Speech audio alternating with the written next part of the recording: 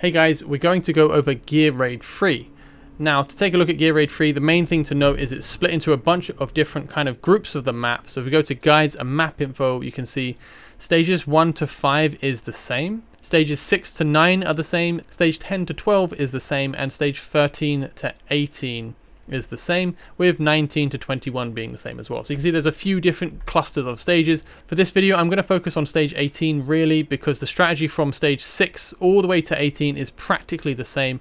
Zilla 2 will spawn in the middle. There are a couple of other spawns spawning a variants of Deadeye Tyrants and Harpies and other enemies, but the gist is the same. There are 3 lanes. There is a left, a center, and a right lane. Zilla 2 will always spawn in the middle lane, and Zilla 2 will always be spawning adds, as you can see from her Infernal Army and Infernal Legion skills.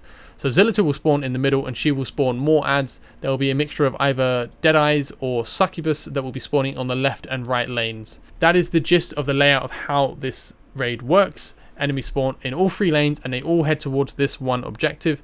One thing to keep in mind is the left and the right lane. They will swoop in quite wide, which means any of the heroes at the front facing forward will get almost no attacks on these because they're kind of coming from the side. They kind of position themselves here, they go down, and then they go around, which makes it quite hard to get a lot of value out of the ones at the front to benefit attacking the side. So for that purpose, I have 2 main strategies that I like to adopt, which I think of as grouping and splitting. Grouping is focusing all of your placements on this center island here. You have 2 tiles, at least in stage 18, to place fighters. So if you have Arrogance, Zilla 2, Araka, or Apsan, they are fantastic to be used in this position. But again, they won't really help with the side spawns. But they will help massively dealing with the front spawning lane, which is the toughest by far, as Zilla 2 is very tanky. The grouping strategy. You will basically have a healer, ideally something like a Vortex, but you can use an Eloin and have 2 healers instead. Eloin at the back facing forward. Whoever you have, Lightlock, most healers will work here. Dolores is of course fantastic if you can find a good place to position her. So you'll have one of your healers or 2 healers covering this island, and then you'll place as many marksmen or some mages as you can, but mainly marksmen. And these side islands here, I like to have marksmen facing across. Someone like a Brienne is good. If you're early, Tazira can function quite well, but an AoE marksman facing across to help deal with the spawns coming from the opposite lane. That's what that tile is for if you're doing a grouping strategy. And then have these ones focusing forward, and you can have some more marksmen at the back or mages focusing up. As for the heroes you use for the grouping strategy, really your strongest single target damage should be at the front. This is why I like the fighters. They tend to have very bursty single target damage. Arrogance and Zilla 2 especially do a lot of damage up front, and if you place them in this tile at the front, they can reach the Zilla 2 boss.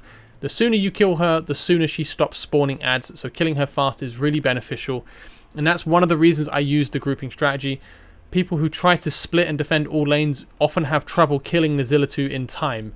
If you group all of your DPS in the center with facing across, it can help you kill Zilla 2, so I do like that strategy. Besides that, you just need to have enough heroes facing inwards and saving their ultimates so that you can handily kill the adds as they're coming in. I do have a video showing how to beat this stage using only epic heroes. I'll link that in the description, so do check that one out. But the general gist is that pretty much you want to focus AoE marksman across and some good single target damage forward with healers covering them. That's pretty much the strategy for grouping. Now for the splitting strategy, this is the better strategy in my opinion. It's a lot faster as well. The runs are pretty much as fast as you can get, but it is a bit more demanding on your heroes. You would want to use a Maul ideally, or a Razak if you've got Razak, and face them up across the lane on either the left or right. It doesn't really matter, but on this corner tile here. And then when the waves spawn, they'll wait here. It's like waves of Harpies or Succubus, and they'll sit here, and you can just ult and kill them all if your Maul is strong enough. And his basic attack, Splash. He reaches enough on this tile that he can hit the entire wave of enemies and wipe them out pretty quickly. So Maul can handle one lane very easily. Another person that works very well for this is Nyx, because she has a very long attack range as well. So Nyx can also wipe them out, and she does splash on her attacks. She has AoE attacks. So Nyx and Maul are the easiest pairing in my opinion. Nyx is of course a legendary. If you don't have Nyx, there are a number of other ways to handle this, but it's just a lot easier with long range attackers, and there aren't many at the epic tier. You can use Theowin. Theowin does work very well with his AoE because he can throw out these glaives that spin. So Theowin is a very good option as well. If you have a Piercer Lord, either Lunaria or Araka, it gets a lot easier and you can use a lot more different heroes. You just want to get the damage out as soon as you can. From the epic only heroes, Maul and Theowin are probably the best 2 to use. From the legendary, it's probably Razak and Nyx. But either way, one should be able to handle either side plenty fine by themselves. So then all you have to focus on is the central lane. Now you need to deal with the spawns and with the boss. So it's a bit trickier there. You may want to have Vortex lapping so that he can heal one of the sides in case they take a bunch of damage. But usually I've got by without healing the sides and it's okay. You just need to be a bit mindful. Maybe you do need to, depending on how tanky your heroes are. But to deal with the central island, you kind of just want to focus on getting as much damage out in front as possible. The fighters I mentioned before, Arrogance, Zilla 2, Apsan and Araka are very, very good for these two lanes. They help a lot in these two tiles. And having Setram is fantastic as well. Besides that, Brienne works okay. You can even use a Mary on one of the sides to freeze the enemies and slow them down as they get closer. Some very good debuffs. And yeah, that's kind of the general gist. You'll have again a healer here, maybe a Dolores to boost the damage output, or a Vortex to cover everyone.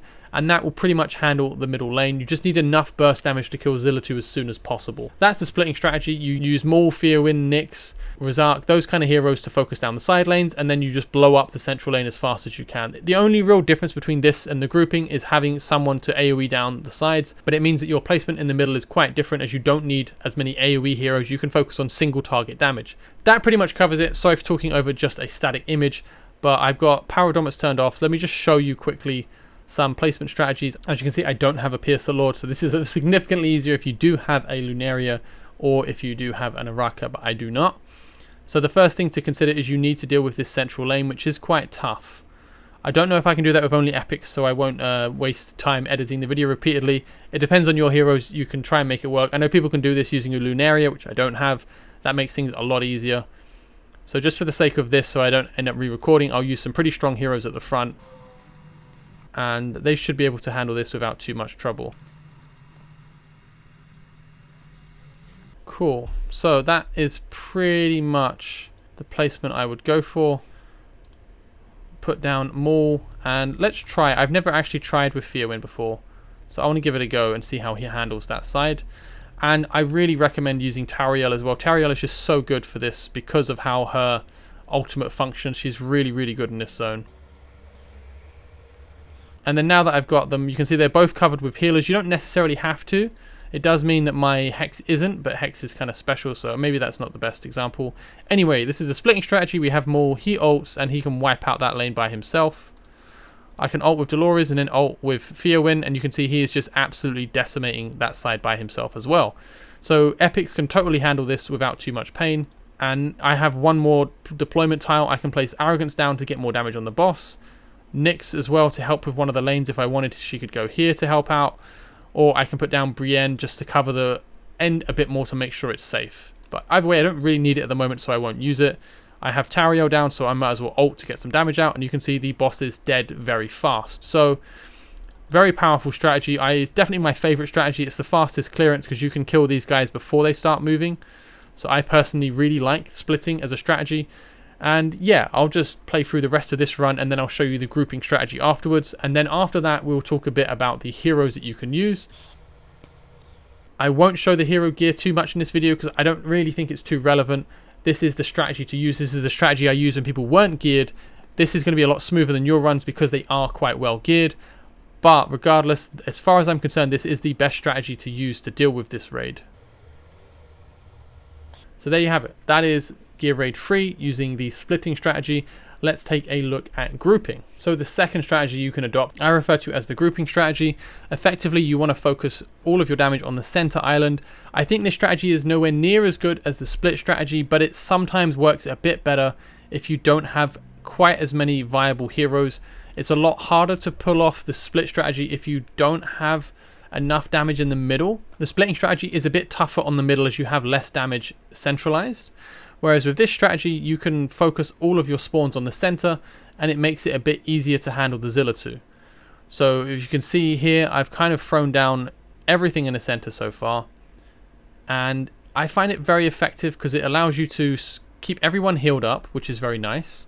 And it allows you to focus everything you have on just the center, which makes life a lot easier, as you can imagine. You can chuck down a Maul facing across, which is really, really, really useful. Definitely recommend that. You can have Fearwind facing across for some more slows. And you can ult just to get as much damage on the Zilla 2 as you possibly can. Also helps deal with some of the ad spawns. So there's a lot of benefits to it. I like using Mary as well because it's just more freeze windows to help deal with things at the end. and you can place down a Tariel to get some more ults and some more damage. But actually I shouldn't use Tariel, I should use a Light Lock so I have some more healing going out, just to make sure that my Theoman is okay. So I changed that spawn a little bit there. And now we're going to have a load of ads spawning, so I'll ult with Brienne, and you see Brienne just absolutely creams the right spawn, and I have enough damage in the middle that I'm killing the Zilla 2 pretty fast, which helps a lot. Now there's a bunch of damage, so I'll ult. I have an ult from Theoman coming out, which deals with the side. And then now I just need to handle the side spawns. So you can see it's a lot cleaner already. Arrogance is doing a massive amount of work because he can hit the middle. You may not have an Arrogance, but there are many ranged fighters that you can use, such as Araka. Zilla 2 is really good as well. Absan is a good option. So if you have any of the legendary fighters that are ranged, they are very good to use in this middle, just to get some more damage on the middle. But yeah, that's the grouping strategy. It's a bit messier, honestly, because it requires some very particular timings on your ultimates, and you will need to play around a lot with which heroes you use and where you place them. But the focus of this is to kill the middle lane a bit faster and to make sure that you're doing okay on the sides. And you can just chuck everything at once towards the end. Freeze the enemies down, ult, and yeah, you just nuke until you make sure that you wipe everything out. So yeah, that pretty much covers the grouping strategy. You just stack everything in the middle and you crossfire, you freeze, you slow, you stun, you do everything you can to stop them getting to the end. And you want to have some very good single target damage at the front. Setram did a lot of work, so did Arrogance, but to their credit, Maul and Brienne held their own pretty well as well.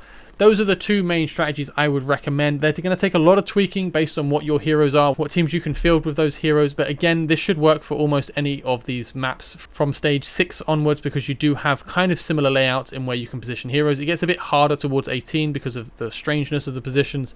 But in general, you want to defend either both all lanes and have very long-ranged marksmen on the left and the right, and then have a bunch of nukers in the middle. And if you're struggling to kill Zilla 2 using the split strategy, I would recommend grouping your heroes in the middle. And then should Zilla 2 not die, when she gets to the middle, she's going to have loads of freezes, loads of slows, loads of stuns, loads of AoE coming in, and it'll be very difficult for her at that point. So I like grouping if I struggle to kill the boss in the middle, and that's why I use that strategy.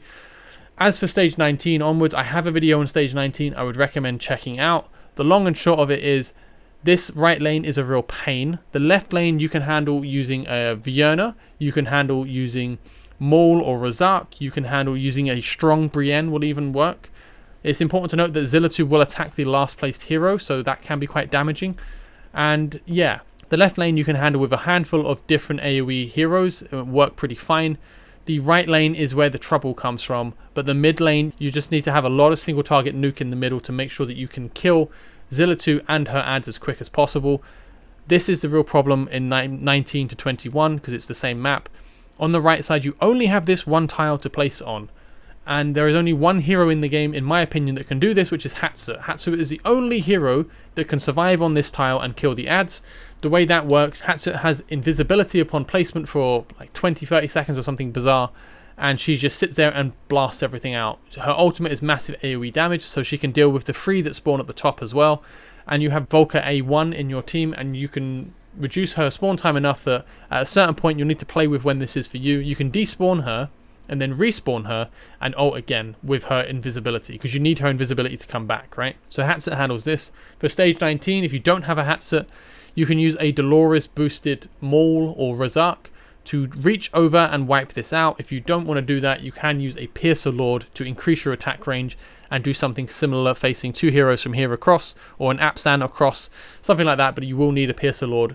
The best way, in my opinion, is using a Maul or Razak and facing them across. That's pretty much that. I think at stage 20 onwards, you really do need a Hatset, which I'm a bit disappointed in, but I think that's the only way that I'm aware of right now to handle these stages, because it's just so damaging. The enemies in the middle are really tanky, so it takes a lot to deal with, and you ideally need to have one hero by themselves to handle the right side. So that pretty much covers the maps and the strategies for them. Again, check out the stage 19 video if you want to see how I handled it. Stage 18, I do have a video showing how to beat it with just epics, so check that out. These will be in the description of the video. Aside from that, we'll have a look at the heroes I would recommend using for Gear Raid 3. So from the fighters, as I mentioned, Zilla 2 is fantastic as she has a really good attack range. If you go to hero details and max level, you can see she has a pretty good range on here, 3 tiles in front, and when she ultimates that becomes a full rectangle as well, which is really tidy. And she has massive burst damage with her ultimate up, so Zilla2 is really good at killing the other Zilla2. Valkyria does not hit airborne enemies, even though she has a nice range on her attack. She only hits ground enemies, unfortunately, so she is not viable here. Arrogance is fantastic. He has the same attack range as Zilla2, except that when he ultimates, his attacks will also deal splash AoE damage and inflict burning, so he is super good here. I really like Arrogance there. Araka is probably the GOAT for this stage because she is a Piercer Lord. She grants extra range to her allies. They do bonus damage based on their attack range. Loads of great stuff. And additionally, she also has the same attack range as Zilla2 and Arrogance, so she's pretty good. She multi-attacks airbornes with her ultimate active, and she applies some slows and all kinds of stuff. So she is pretty good for Gear Raid 3, of course. And then last we have Apsan. Again, the same attack range, but he is focused on dealing with airborne enemies. He has a bunch of bonus damage to airborne. He can penetrate and hit multiple of them. He's basically built for airborne enemies, but he only has limited tiles, annoyingly, in the Gear Raid, so it's a bit disappointing in my opinion. But yeah, Apsan is a very good one to use. Those are the main fighters to use. From the epic tier for fighters, there's almost no one here that you could actually use. I think you could argue of using Dalin to get some cost points early from her passive to place heroes out faster, but I don't know if the timing will allow for it, but maybe it's something to experiment with. From the defenders, as far as I'm aware, none of these will be of any use to you, so I wouldn't bother. From the marksman, basically any legendary marksman here is going to be incredibly useful. Calypso has a cheap cost and does a lot of single target damage, so she's good in the middle lane facing forward. Hatsu is just basically overpowered and broken, so she is incredibly good to be placed because her ult can just wipe things out. I would place her in the middle. Her bouncing arrows from her basic attack will deal with the front wave, and when the adds come in close from the sides, her ult will just completely wipe them out as well. So Hatsu is really good for that. She has decent attack range as well, so yeah, Hatsu is phenomenal. I would probably use her in the middle. Nyx is super good because of her attack range is just crazy. Look at that, 4 tiles going forward, same as Maul. So she's really good in the split strategy on the sides. Definitely use Nyx on the sides if you can. Silas has really good single target nuke, so he's pretty good in the middle and he has good attack range as well. So I don't have Silas, but if I did, I would use him in the middle just to deal with the Zilla2 boss faster, as he's a good single target nuker. Setram again is fantastic in the middle because his attack range is just so phenomenal. Placing him in the middle with 4 tiles forward and a big amount of cone around him, he can wipe out most of the adds and deal a lot of damage to Zilla2 as he did in my clips you saw earlier. So Setram is one of the best, I think, for GR3. Crack is one of the newer heroes, and he has a pretty weird attack range. I haven't heard anything about him, and I don't have him yet, but maybe he's pretty good. He does focus entirely on AoE damage, so I'd be interested to hear how people are finding him. I would probably put him in the middle, just because his attack range is kind of weird.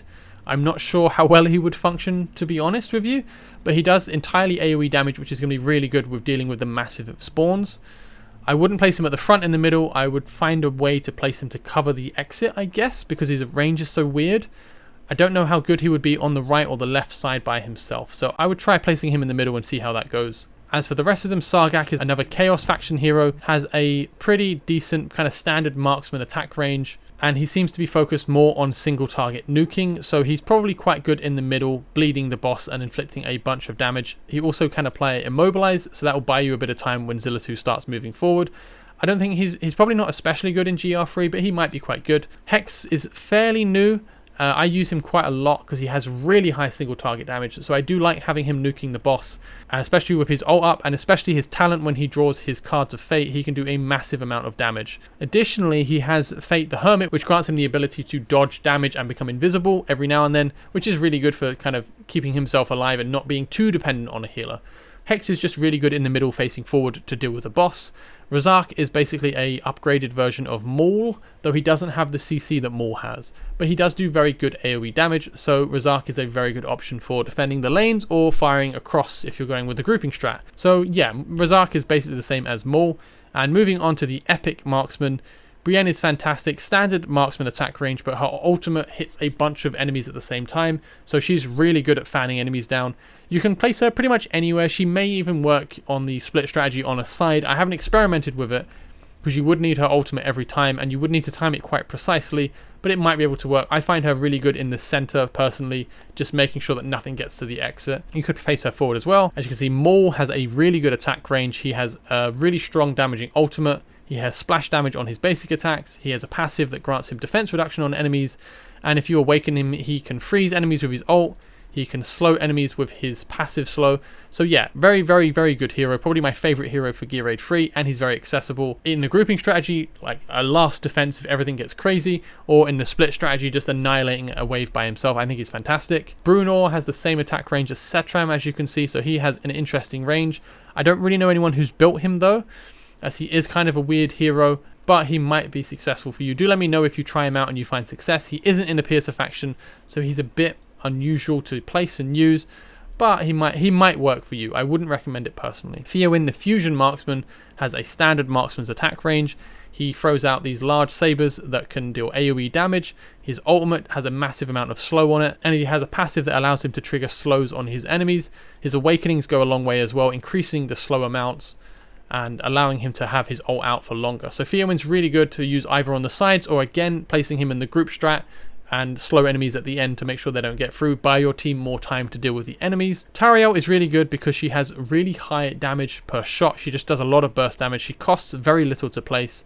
Same kind of normal attack range, except with her ultimate, her attack is global, so she can shoot enemies across the entire map.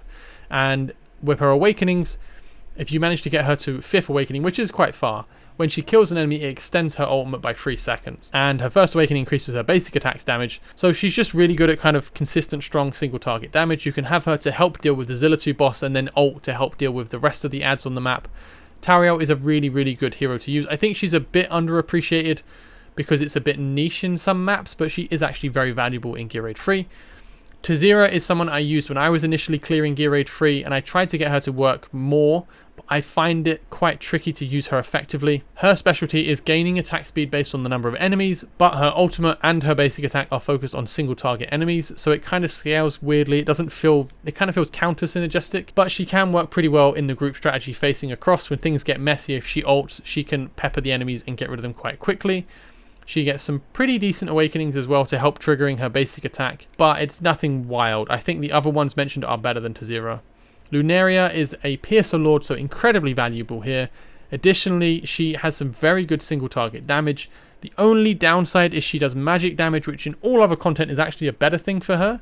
But in here, as you saw, Zilla2 buffs magic resistance for all of the enemies on the map, so it does impact her a bit. I do know people who use Lunaria in the middle dealing with the Zilla2 boss to great effect, so I think Zilla2 is a really good option in Gear Raid 3.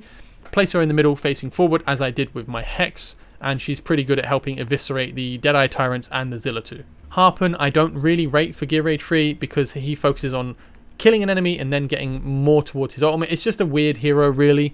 I've tried to use him a bit in the past, not extensively, so let me know if you do have more success with him than I did. But I don't think he's worth investing in for Gear Raid 3, especially with the limited amount of heroes you can place. Almost all of the other ones are better to use than him. I would avoid using any of these other than perhaps a Lucas as a rare because of his ability to slow, but I don't know if you necessarily need that over a Mari. Moving on to healers, Elowin is fantastic because you can use her Elf of the Forest in the middle to help heal at the front a bit. It's not the best, but it helps a bit. She has passive rage regen, which helps get your ultimates up sooner, which is fantastic for people like Maul. She has a really good ultimate healing. She heals 3 people at a time, so that helps when things get dicey. So just a very good healer in general. Dasomi is one of the new heroes. He's from the Chaos faction, so I don't have a very good idea of how he is, but he does heal single target, which is not the best. He does apply some interesting buffs to them, dispelling debuffs and having increased healing effect, and his ultimate does allow him to heal 3 people at a time and provides defense boost. So he seems like he might be pretty good. He offers some shielding as well, which can help quite a bit. Probably not the top tier, but quite useful. Eileen is quite interesting here. Her healing range does increase as her passive ticks up the Divine Moonlight stacks, and that can get quite good. It also reduces the damage allies take.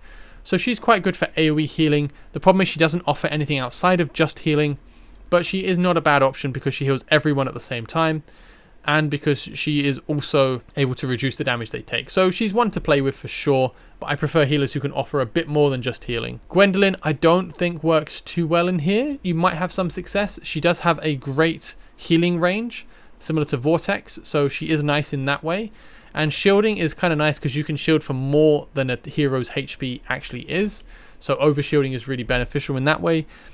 But it's just a bit, her kit's a bit fiddly. You need a bit more reliable healing than she offers. Then there is Carnelian, who is one of the newer healers again from the Chaos faction. Has some undying effects to prevent allies from dying, which is quite nice.